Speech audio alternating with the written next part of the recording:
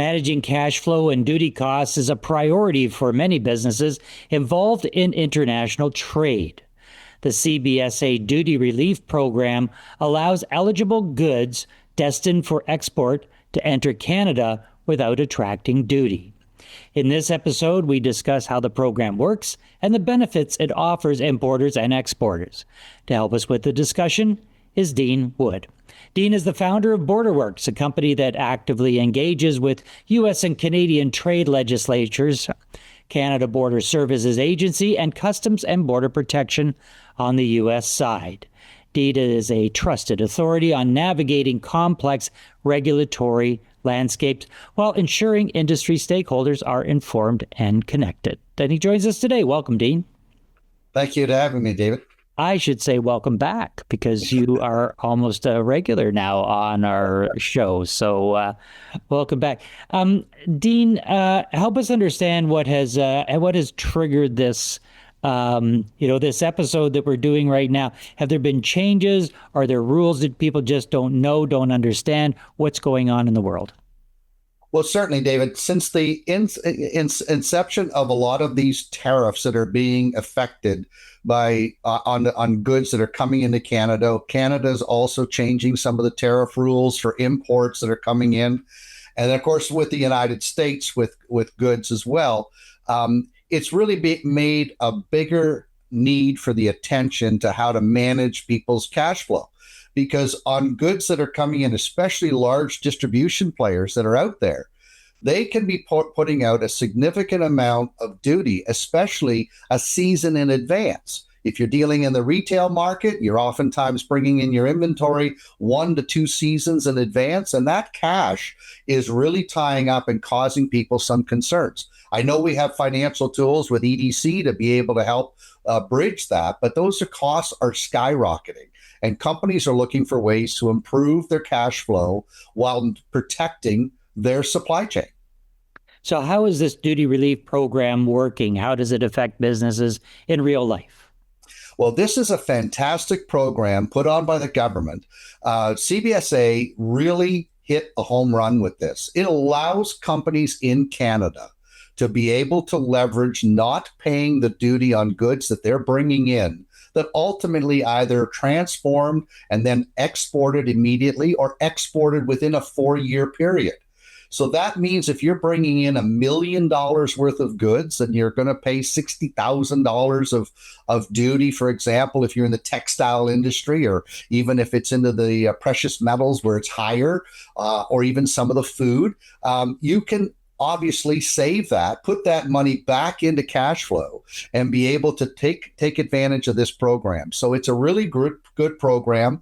It's designed to give importers basically a license. It's an extra little box that's filled in on the customs entry form, which gives them a license. And when they put that in there, Canada Customs does not charge the duty, but they do start to count how long those goods are in Canada.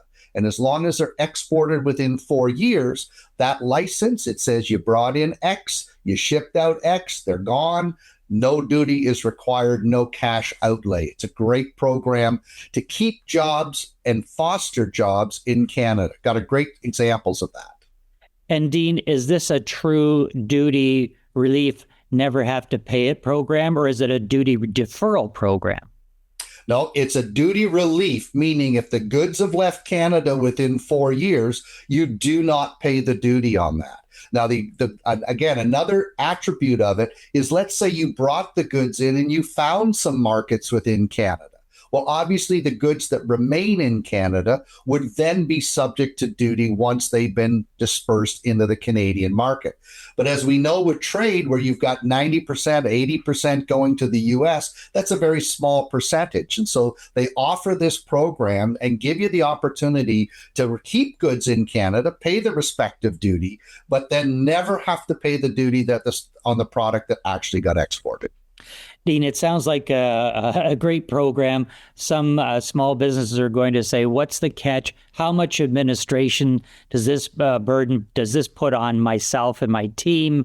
because keeping track of if they've got shipments that are coming in every month and they have to track these shipments all the way through their system, it sounds like there might be some regulatory burden put on these SMEs especially.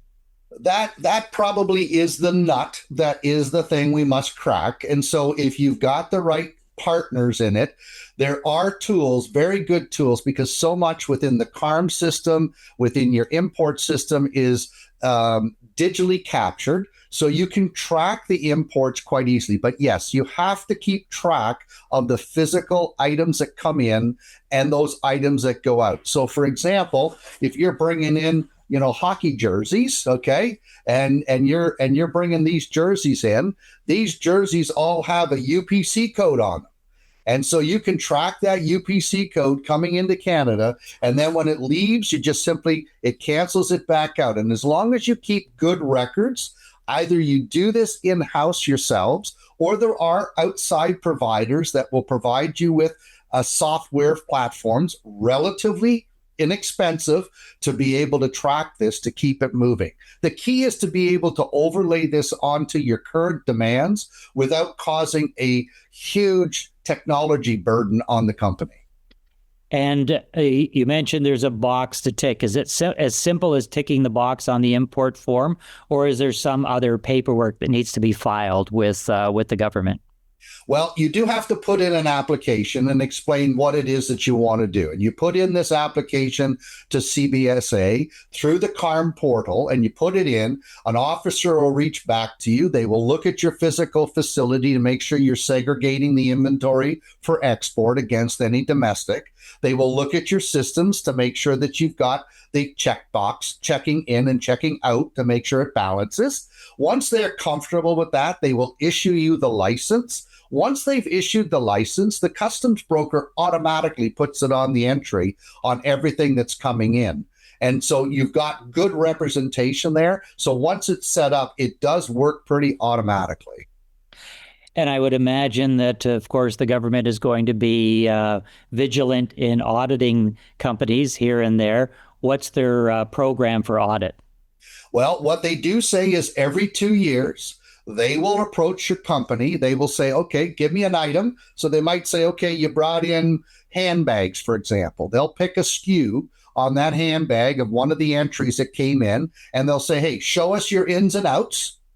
And it'll tell us, hey, there's probably 100 still left in your warehouse. So the officer will say, take me there, show me that the 100 are still there.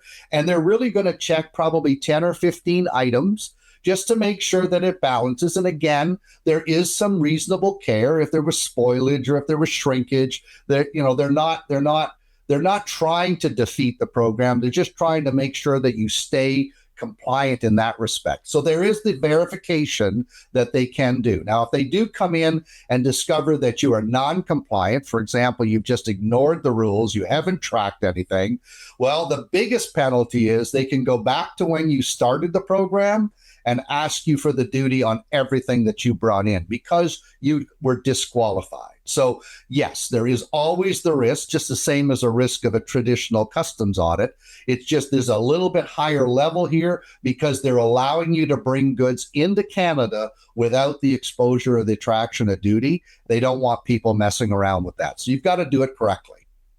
If you are an importer or an exporter and you'd like some duty relief on your goods, call Dean. Dean's an expert in this.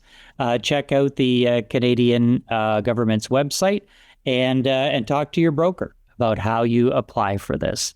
Thanks to my guest, Dean Wood from BorderWorks, for being with us today and explaining this program. If you like this particular show, hit the like button. And if you really want to keep in touch with the programming that we're doing here, smash that subscribe. This is David Wojcik for MBOT TV's Zoomcast, wishing you continued success in your business.